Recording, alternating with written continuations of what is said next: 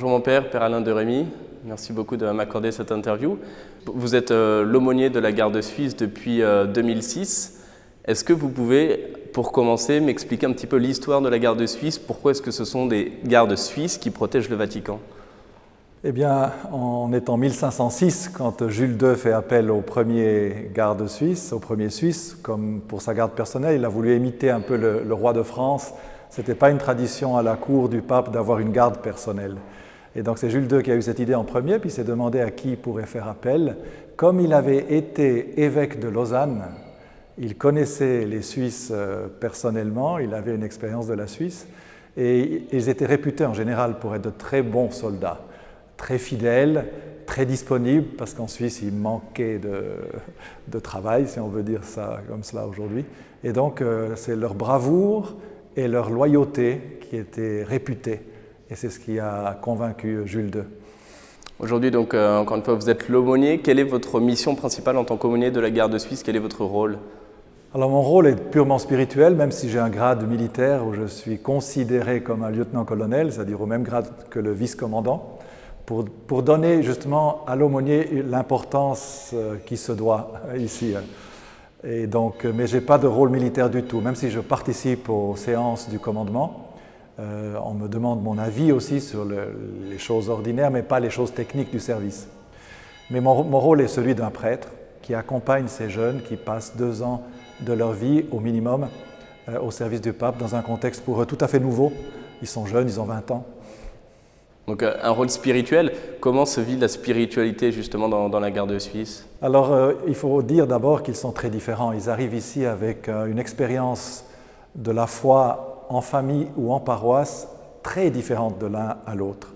Même si la condition d'entrée c'est d'être bien catholique, baptisé, confirmé, recommandé par son propre curé, mais on a quand même des gens très très différents. Et alors c'est un défi pour l'aumônier de savoir les accompagner en les prenant là où ils sont chacun.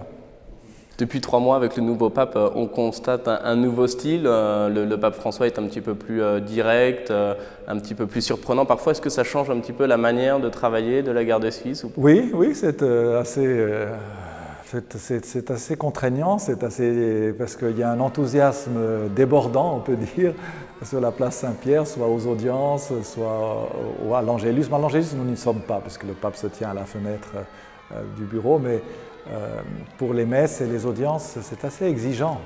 Et les audiences durent un petit peu plus longtemps, puisqu'il prend le temps, il vient avant l'audience faire le tour pour pouvoir s'approcher un peu de tout le monde, de tous les secteurs. Et puis après l'audience, il prend beaucoup de temps auprès des personnes qui sont un peu plus près et auprès des malades surtout et des personnes handicapées. Et donc ça prolonge aussi le service des gardes. Mais c'est bien, ils sont là pour ça et puis ils ne s'en plaignent pas. Quel est votre rapport avec eux? Est-ce que vous avez des rapports un peu personnels, fraternels? Comment est-ce que... Oui, très, très personnel, très direct, mais en même temps, on est dans une discipline militaire, donc il y a un profond respect, mais quand même une amitié, une confiance. Parce que je suis l'officier un peu différent, ouais. Puisqu'à moi, on peut tout dire. Les autres sont chargés de maintenir la discipline, de les conduire, alors que moi, je suis celui à qui on peut tout raconter sans que ça ait des conséquences.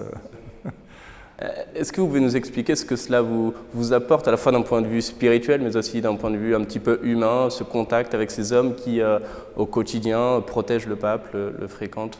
Bon, pour moi, ça m'a appris, ici à Rome, de connaître mon pays, puisqu'ils proviennent de toutes les régions de Suisse, de toutes les 3 langues nationales, ou les 4 langues nationales. Il y a encore le romanche, il y a l'allemand, le français, l'italien et le romanche. Et donc, pour moi, c'est une découverte de la Suisse et de ses caractéristiques différentes d'une région à l'autre.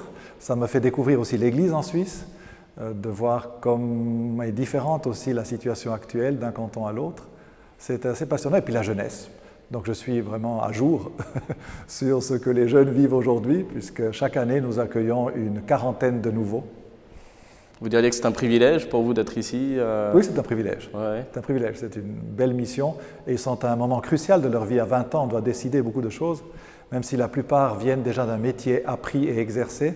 Souvent, en venant ici, après, ils orientent différemment leur vie.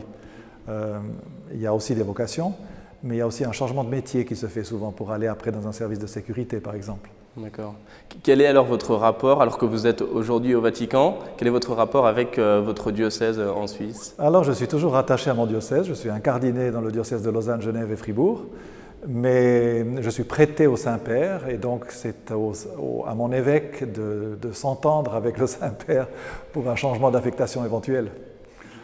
Vous rentrez de temps en temps dans votre diocèse, est-ce que vous témoignez de ce que vous vivez ici? J'imagine que vous devez être sollicité. Je le témoigne plus directement parce qu'on a beaucoup de visites. Beaucoup de groupes de première communion, de confirmants viennent à Rome, passent à la garde suisse.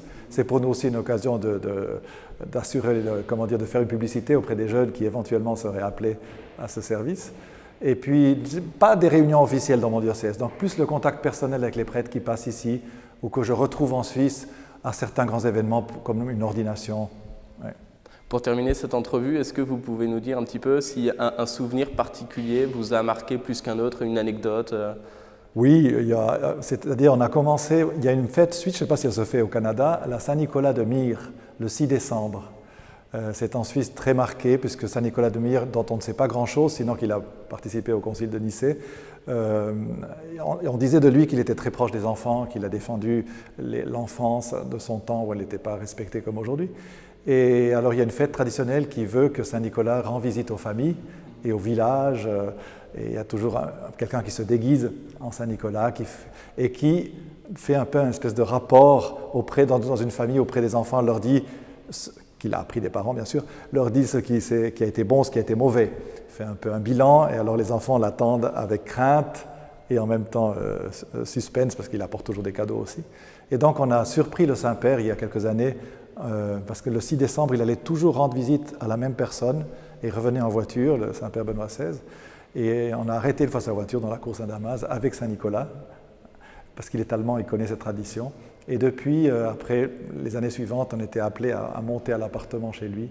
Et chaque fois, un autre garde pouvait jouer le rôle de Saint-Nicolas, se trouver en face du Saint-Père, à lui faire un petit discours. C'est toujours très, très, très, très plaisant. C'est un bon moment en privé avec le Saint-Père. Merci beaucoup, mon père, pour ce témoignage. Est-ce que, pour terminer, vous souhaitez rajouter quelque chose? J'aimerais dire que le fait d'être en contact direct avec le Saint-Père pour des jeunes aujourd'hui, alors que les médias déforment si souvent sa pensée, est vraiment une grâce inouïe et que pour la Suisse, c'est vraiment un privilège incroyable d'offrir à ces jeunes cette possibilité d'être à la source de la foi, confrontés aux successeurs de Pierre, et ça, chacun en ressort ici enrichi. Merci beaucoup, mon père, pour ce témoignage et d'avoir accepté de répondre à mes questions. Merci.